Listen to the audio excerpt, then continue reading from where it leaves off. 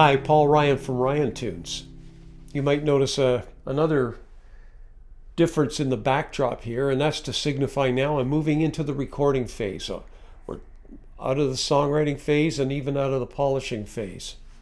So there's a few steps along the way before we get into the studio and actually sit down and start to layer instruments. For me, what I do is right now, let's say I've got my song more or less in my head as far as how I want the instruments to come and go, the polish, what I want to do with the vocal. What's next? I have the tempo, I have the key, I have all of those attributes I just spoke of.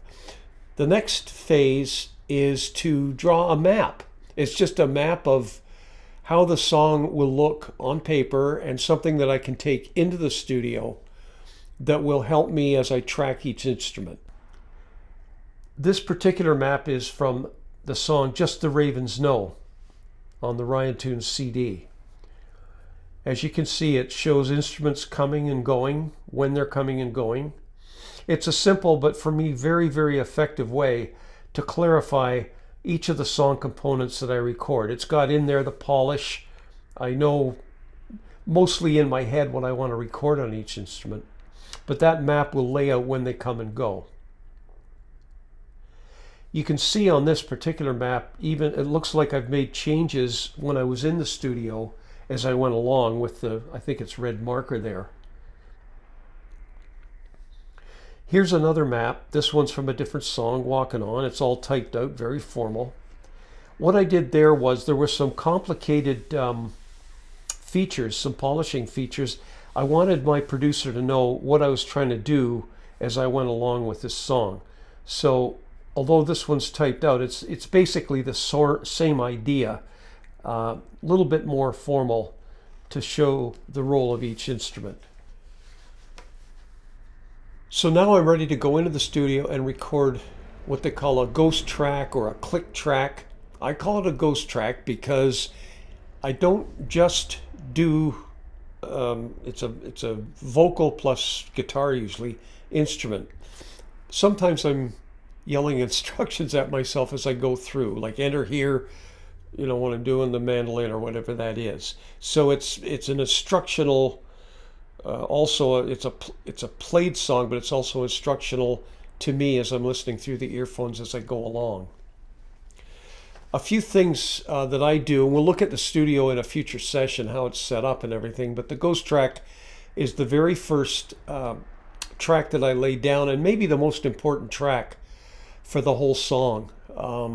It's a blueprint. It shows me what I'm doing, each measure along the way. Couple of points is I'm gonna when I do the ghost track, I'm gonna put the mic right about there. It's halfway between my voice, that's about 12 inches, and the guitar.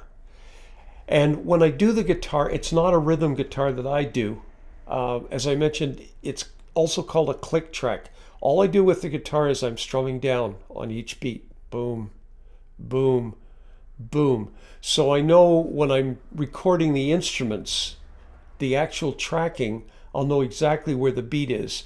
I might have a click track going in the background as well, but that guitar strum or beat helps me a lot.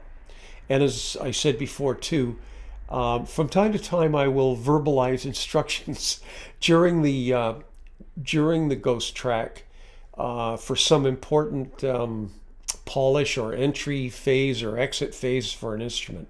So I'll know when I'm listening to it. And of course, as you might expect, when you're listening to a ghost track over and over and over, when you're layering these instruments, it sort of becomes second nature. So I know when something's coming up. So that's it for now. That's the ghost track. Once we got that ghost track down, we're ready to layer and start with instrument number 1 on the actual song.